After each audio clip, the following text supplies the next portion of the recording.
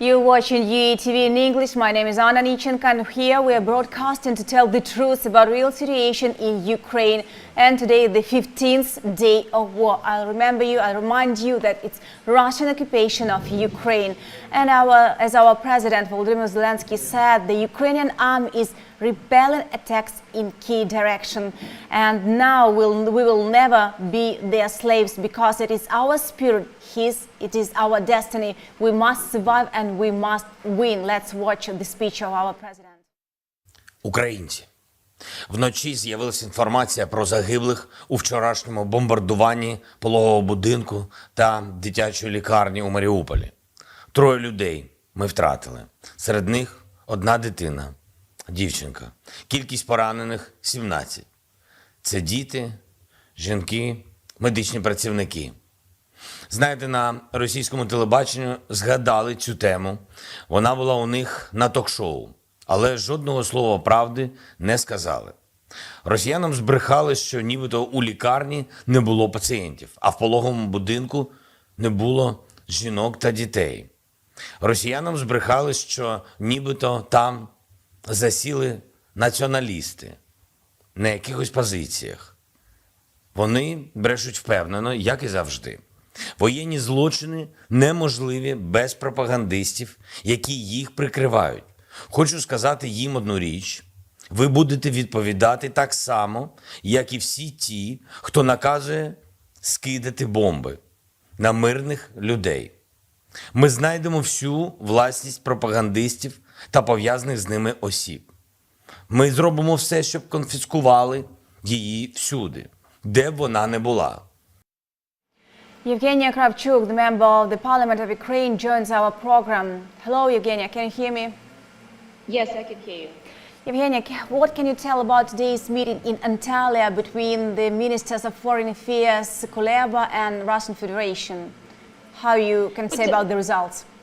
As I follow the news, because right now I'm being in Strasbourg, we have a delegation of women members of Ukrainian Parliament, and we had meetings with European Parliament, all the groups that are major groups and that support Ukraine. So I've been following this news online. But what I see that Russia has not changed its position about the ceasefire, because what we say that the first step should be a ceasefire, should be letting people out of the seized cities. For example, in our meetings in European Parliament, I was telling the story about the city of Mariupol, the 200,000 city, completely Russian speaking, is seized. No one can escape, and no one can leave the city. And this is the clear violation of all the international law. This is clear violation of Geneva Convention, because Russians are targeting civilians. They are prohibiting them to leave the country.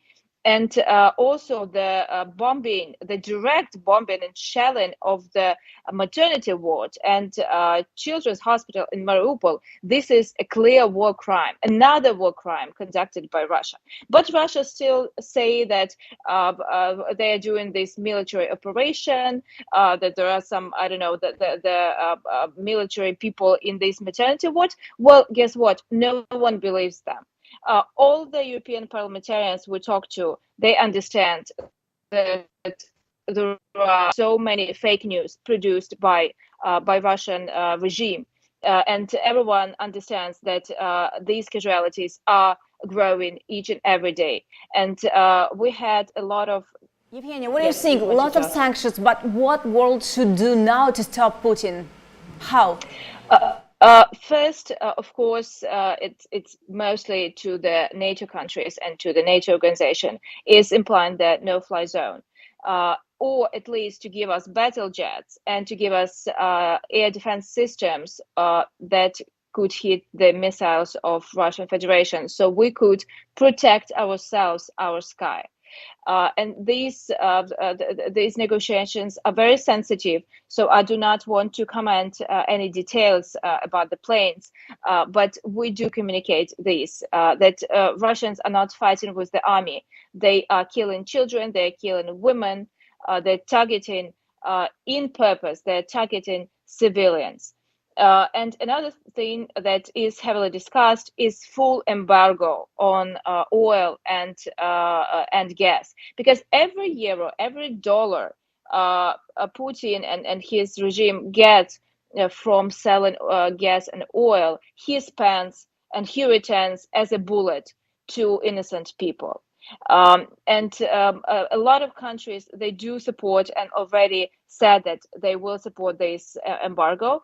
And now I call on Ukrainians and I call on Germans who support Ukraine to put pressure on your government, because right now Germany is the country who says that it will make the damage of the economy. But of course, yes, but you are the biggest economy in the EU, and now right now we're choosing between the war that kills people every day, and yes, and economical difficulties. And another message, the clear message that we tried to give to European Parliament, is that you try to play by the rules that were conducted long ago, but Putin doesn't play by the rules. So it's whole different world after the February 24th. That you joined our program. It was Yevgenia Kravchuk, member of the Parliament of Ukraine. Thank you. And talking about the communication today, about visit today in Antalya in Turkey between Minister of Foreign Affairs, our Foreign Affairs, Dmitry Kuleba, I'd like to give you some information, and you can watch what he said there after meeting with his colleague, if it is possible to say, with his colleague from Russian Federation in Turkey. Let's watch.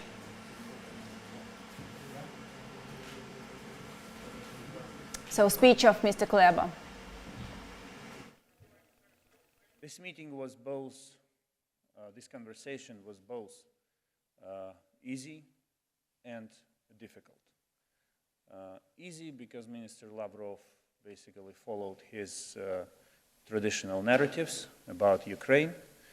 Difficult because I did my best to at least find a diplomatic solution to the humanitarian tragedy unfolding in on the battleground and in the besieged cities. The most tragic situation is currently now in the city of Mariupol. So Kuleba informed that about war crimes and touched shelling by Russian troops of civilian objects in Ukrainian cities. Talking about civil people, in Ukraine, and shooting of Russian troops, also told Olga Stefanishina, Ukrainian Deputy Prime Minister for European and Euro-Atlantic integration. Let's watch what she said about humanitarian corridors. Yes, I can confirm that there's been a small progress in terms of the evacuation of people from Sumy, and the discussions on Mariupol are ongoing, and they are ongoing for already a couple of days, and 2 times when Russia has fully confirmed the agreement and conditions for humanitarian corridor, which has also been confirmed by the International Red Cross organization. This has never happened because 10 minutes after the corridors were open, the shelling started on both regions. We've agreed. So far, we have a small but important progress in that regard from Sumy, and hopefully we will have agreement further. Now, it's really important to help Ukraine, help in different ways. It can be diplomatic ways of some decisions, diplomatic decisions. It can be help different kind of, and it's really important to help in a humanitarian way. And now one more speaker joins our program online. It's Vitaly Sirotinsky, technical leader of Ukraine Helpers Project. Hello, Mr. Sirotinsky. Can you hear me? Yes, hello everyone. I can't hear you good. Did you hear me? Yeah, hear you now. Yeah, hello. Thank you that you joined our program.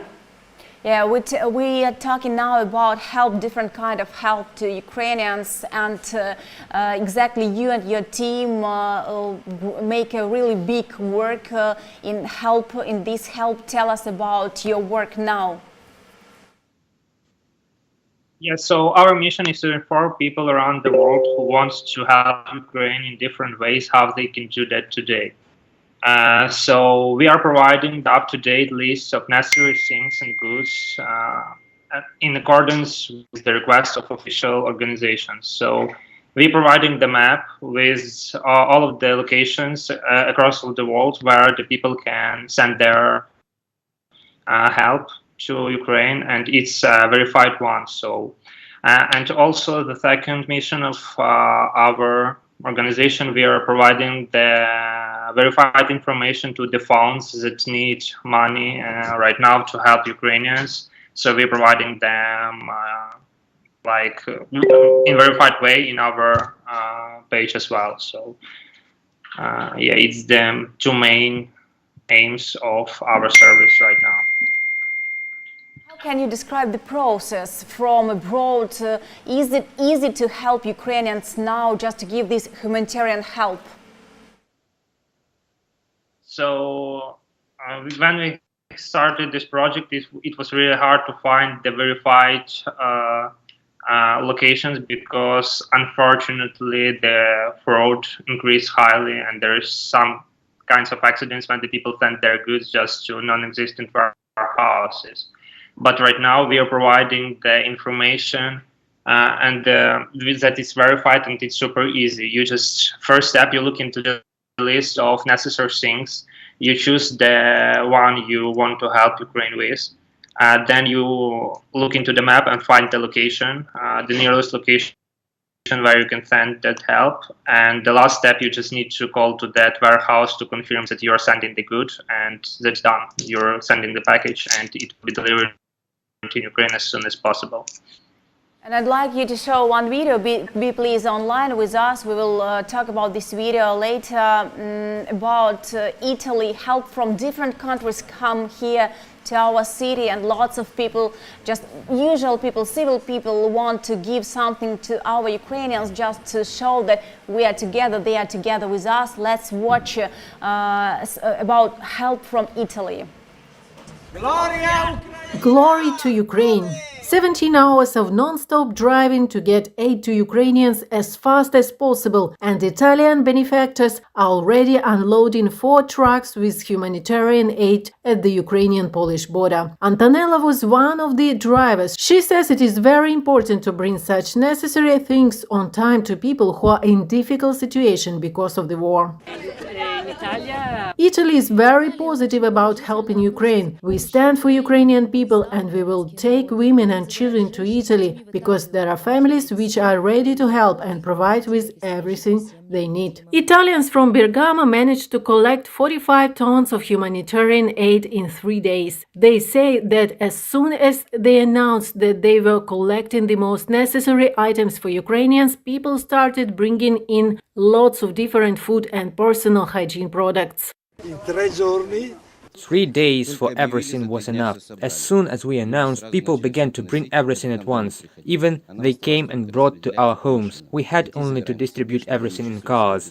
In Italy, now a lot of families organize everything in order to bring all mothers and children together so they feel safe. There is great support of Ukrainians in Italy these days. All magazines and programs talk only for peace in Ukraine. All these things will be delivered to Luhansk region in a day or two, as they are badly needed there now. They will try to deliver everything to different villages and towns, and hope that soon the occupants will make a humanitarian corridor to bring food to Shastia, Svatovo and Starobelsk. Food now is extremely needed. A lot of people stay on that territory under shelling. The Russian Federation wants to create a humanitarian disaster there. Maybe you saw the films of 1941 when the Nazis came and created a humanitarian disaster, thus trying to break people. We will not allow this. We are thankful to our Italian friends and partners who are helping us. And while this cargo will be on its way to Luhansk region, Italian benefactors are coming back back home and already plan to bring a new batch of aid in a few days.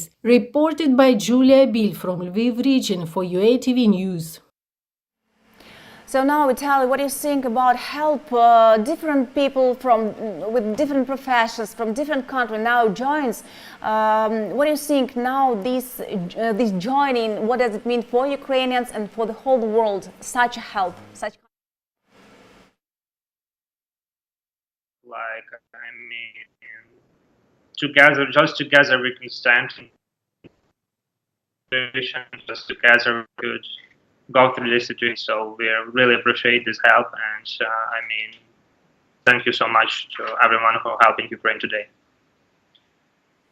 And thank you for your help, for your joining. Maybe you have something to tell just to Ukrainians, and maybe to people who is in your team, just to encourage, and maybe some sentence to Ukrainians. I will speak in Ukrainian then. Дякую всім за допомогу, дякую всім волонтерам, які підтримують наш проект. Відвідуйте Ukraine Helpers, щоб і шукайте там актуальні, як ви можете допомогти Україні сьогодні, допомогти нам як волонтер в нашій команді. Дякую. Thank you for your work. It was Vitaly Sirotinsky, technical leader of Ukraine Helpers Project. Now lots of people now help and do the things they can do. Join our more guest. It's Yulia Smolovska, Eastern Europe Security Institute Executive Director. Can you hear me, Yulia? Yes, I can. Yeah. Thank you that you joined our program. We work here in Ukraine. We're broadcasting to the whole world, and it's really important to tell the truth and real facts about Russian occupation of Ukraine. So your words are really important. Very important. And my question is connected with Russian Federation, with the facts that shows Russian TV. What do you think about the fakes that Russian Federation creates now, and do really Russian people want this war, or it's connected only with Mr. Putin? Well, basically, it's almost like a rhetorical question that it's not the war of the whole Russia, and definitely when we are condemning the actions of Russian political leadership, it doesn't mean that we're condemning all the Russians. On the other hand, when we understand how heavy propaganda is on Russian TV, and it's not something that has been happening just recently, it's something that already been happening a couple of years. So it means that a lot of Russians are still convinced in those framing that are being provided by the Russians pro-governmental TV channels. That means that we need to work and to call to Russians by all means possible to wake them up, actually. Let's watch what do the Russian military say, military people who gave up to Ukrainian army. Let's watch what they say. I am Sergei Alexeyevich Galkin, born in 1987. I was born in the Saratov region, live in the Samara region, the town of Roshchensky. In 2013 I entered the military service under a contract in the 15th Motorized Brigade, which is deployed in that town. The 30th Motorized Brigade is also stationed in this settlement. On February the 1st, 2022, the brigade in full strength marched to the loading station and advanced by railroad to the Bryansk region. On February 23rd, at about 10 a.m., the brigade commander, Lieutenant Colonel Marushkin, lined up all the personnel in front of the equipment of the entire brigade. On the general construction, he brought the order of the President of Russia, Vladimir Putin, to invade Ukraine, seize the capital of Kiev, supposedly protecting the population from fascism and tyranny, which are allegedly present in Ukraine. While we were on the march, we watched as heavy weapons fired salvos across the territory of Ukraine. Those were the heavy howitzers. The Iskander missile systems of the 92nd Brigade also fired volleys. Being in captivity in the hospital, we constantly heard the heavy artillery from the Russian Federation, and also the planes carried out their bombardments. They dropped bombs on hospitals, schools, kindergartens, medical institutions. They dropped their bombs everywhere. The planes were coming one after another. They also fired from heavy flamethrower systems, from heavy artillery systems. The shelling continued endlessly. When we ended up in Ukraine, we realized that this is a real disaster when many relatives, friends of Ukrainians, live on the territory of the Russian Federation. Here lives a peaceful, kind nation. It is beyond words that people are kind and everyone communicates with each other. It was a state of an unknown origin. It was a terrible state. It was terrible feeling to realize what a mistake we had made. Simply understanding that all this has to be fixed. The relations have to be improved somehow. This will take more than 1 year. It will take decades, maybe centuries. I simply don't want to exist after all of this. After what's going on here. That's all. So, from the one hand, military people from Russia don't want to go to war. On the other hand, they don't stop. Yulia, what do you think about this? What's going on?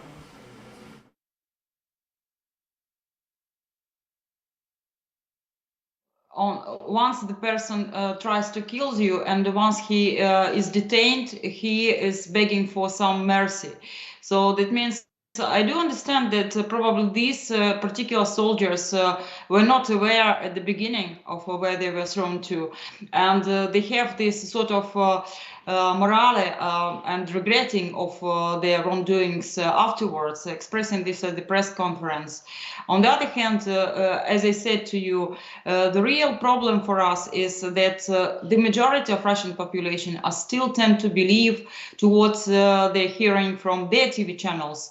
Not trying to look for alternative sources for information, and which is becoming increasingly difficult right now, given that Russians completely shut all the access to alternative media and internet sources.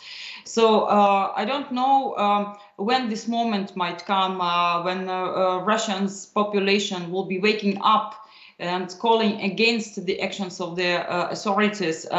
And what we do believe is that it's probably the matter, or it's probably up to the mothers who already lost their children in this war in Ukraine, who can just generate these first concerns and trying to raise their voice. But so far, the quantity or the mass condemnation of these actions of Russian authorities seem to be quite small and almost not noticed, almost not laudable in Russia.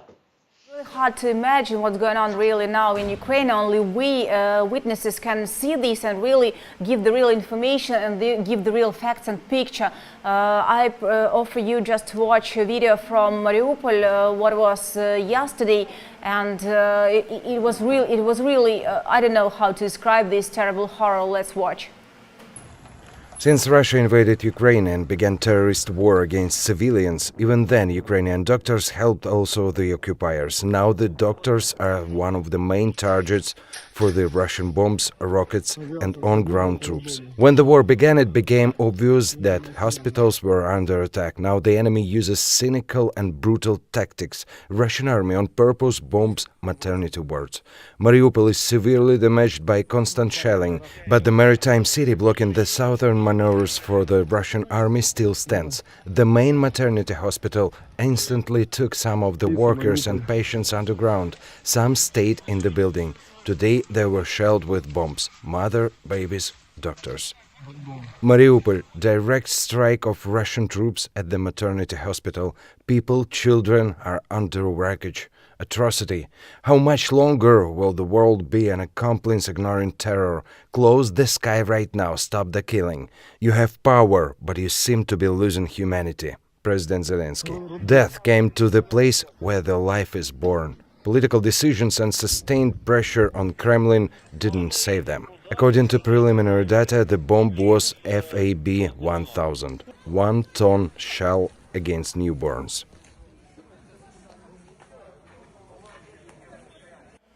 Really horrible things going on. What do you think, Yulia? How now world's attitude to Ukrainians and Ukrainians' attitude to Putin?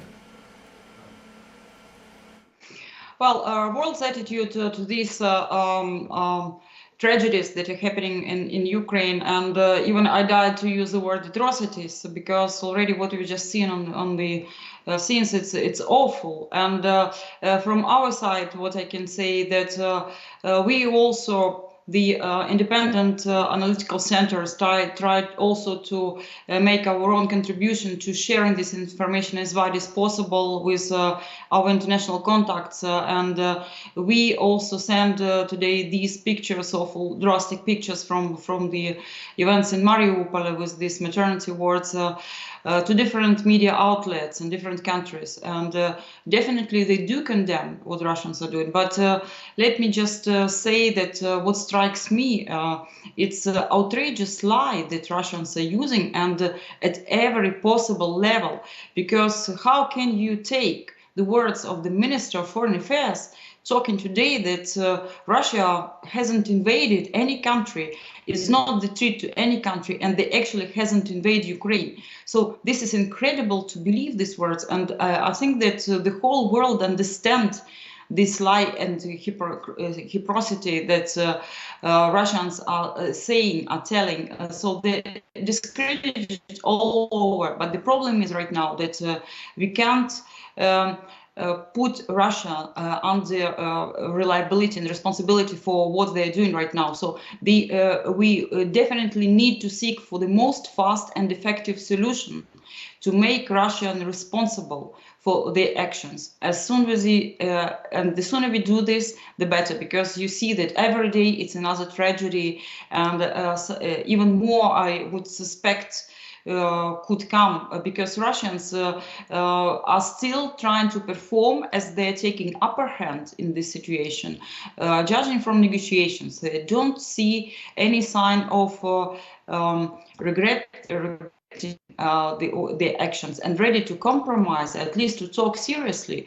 They still stubbornly stick to their initial ultimatums that they declared to Ukraine. And it's very strange seeing that, because Russians are not taking the superiority on the ground, and their armed forces are shameful example of a modern army right now. This means that Russians should have been playing differently in negotiations, but they still show their stubbornness. And this is something that leads me to the conclusion that they still hope to have some more jokers in their hands to play with, like tactical nuclear weapon, like chemical weapon, and all this stuff. Important to stop the war as soon as possible. As soon as possible, it must be a responsibility for Putin, for Russian people, for Russian military people also. Thank you very much that you joined our program. Yulia Smolovska, Eastern Europe Security Institute Executive Director, was online. It was UATV in English. I'll remember you that we talk to you in English, in Russian, in Arabic. You can join us and just watch us on digital platforms. And now I'd like to show you one video about one of decisions to close the sky. It's so elementary. And in Odessa, people signed the appeal to NATO to close the air over Ukraine. Let's watch this video. And it was Anna Nichenko. See you tomorrow. During the World War II, I was a little boy. Then I was a participant in the Caribbean crisis. Then I became a participant in the Vietnamese-Chinese War. And right now, the force was in my life. For 88 years of life, Alexander saw 4 wars. He says he knows what it is. That's why he wants one thing: a peaceful sky over Ukraine. I served in the Soviet army for more than 30 years. And now I regret, of course. These sirens, these bombs and rockets, I have seen a lot. It is awful, especially when children die. The local man came here to sign an appeal to NATO to close the air over Ukraine. Every day, more than 200 votes are collected here. Both young and old come. No one wants war, everyone wants peace. Children are crying, hiding in bomb shelters. Mothers are worried about their children most of all, especially when their children are crying from explosions. We want peace. Children are frightened. They are constantly running into these bomb shelters. We need to do something. Close the sky. Odessa sailors are also asking to close the sky. With the beginning of the war, Serhiy is unemployed. They are not allowed sailing. My colleagues who want to go home are also on ships now. but their companies do not change them. There is no change for them. Their families are in difficult position.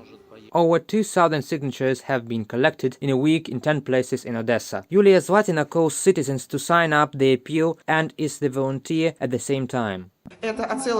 It's about the integrity of your homes, about the lives of your children. We really need Europe to hear us. Unfortunately, we are being ignored. To take more votes, the organizers go to the railway station. In wartime, this is the place with the largest concentration of people in Odessa. Victoria Sinko, Taras Osipov, Pavlo Shteremach, especially for the informational marathon of DOM and UATV channels.